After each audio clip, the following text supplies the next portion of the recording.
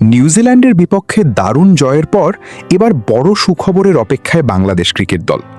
International cricket council থেকে আসতে পারে ইতিবাচক বার্তা।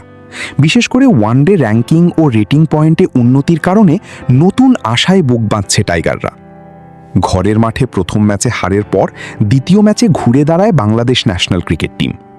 দুর্দান্ত বোলিংয়ে প্রতিপক্ষকে চাপে ফেলেন নাহিদ রানা। তার অগ্নিঝরা স্পেলে কিউই ব্যাটাররা 200 রানের আগেই গুটিয়ে যায়। স্বল্প লক্ষ্য তাড়া করতে নেমে ব্যাট হাতে ঝড় তোলেন তানজিদ হাসান তামিম। মাত্র 33 বলে 76 রানের ইনিংস খেলেন এই তরুণ ওপেনার। পাশাপাশি দীর্ঘদিন পর অর্ধশতকের দেখা পান নাজমুল হোসেন শান্ত। ফলে সহজ জয় তুলে নেয় বাংলাদেশ। র্যাঙ্কিংয়ে উন্নতির সুখবর। এই জয়ের ফলে আইসিসি র্যাঙ্কিংয়ে ইতিবাচক পরিবর্তনের ইঙ্গিত মিলেছে। আগে রেটিং পয়েন্ট 79, এখন বেড়ে 81।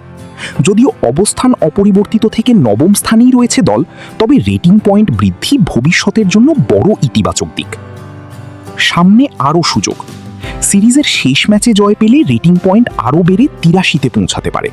যদিও তাতেও র্যাঙ্কিংয়ে তাৎক্ষণিক পরিবর্তন নাও আসতে পারে, তবে ধারাবাহিক পারফরমেন্সই টাইগারদের উপরের দিকে নিয়ে যাবে।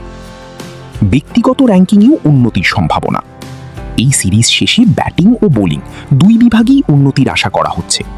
ব্যাটিংয়ে তানজিদ হাসান তামিম, তৌহিদ হৃদয়, বোলিংয়ে নাহিদ রানা, শরীফুল ইসলাম। পারফরমেন্সের ধারাবাহিকতা থাকলে দ্রুতই আইসিসি র্যাঙ্কিংয়ে উন্নতি ঘটবে তাদের। বিশ্বকাপ লক্ষ্য সামনে।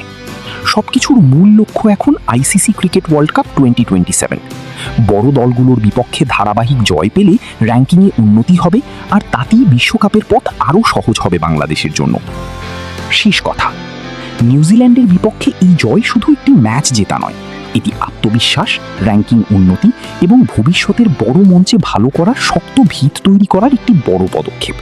এখন লক্ষ্য একটাই, ধারাবাহিকতা ধরে রেখে সামনে এগিয়ে যাওয়া।